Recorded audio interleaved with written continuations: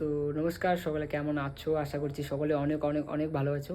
তো তোমরা তো সকলেই জানো নতুন একটা মুভি বেরিয়েছে, সেটা হচ্ছে নৃসিংহ ভগবানের একটা নতুন মুভি।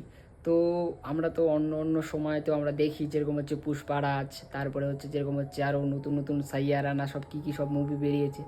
তো এইসব মুভি দেখতে লোকে তো মানে কি বলবো, হাজার হাজার টাকা খরচা করে এইসব মুভি দেখতেছে। তো তোমাদের কাছে আমি একটু রিকোয়েস্ট করে বলতে চাই, তোমরা এই নৃসিংহ ভগবানের এই মুভিটা কমসে কম একটু দেখে আসো।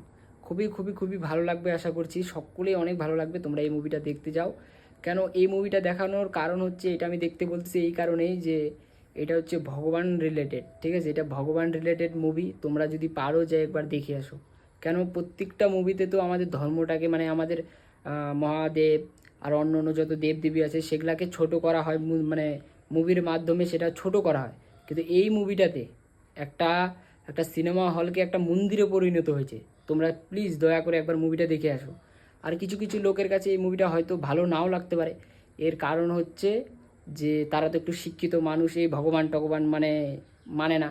তো যাই হোক, যারা ভগবানের প্রতি ভরসা আছে, নৃসিংহ ভগবানকে ভালোবেসে থাকো, তারা নিশ্চয়ই যাবে।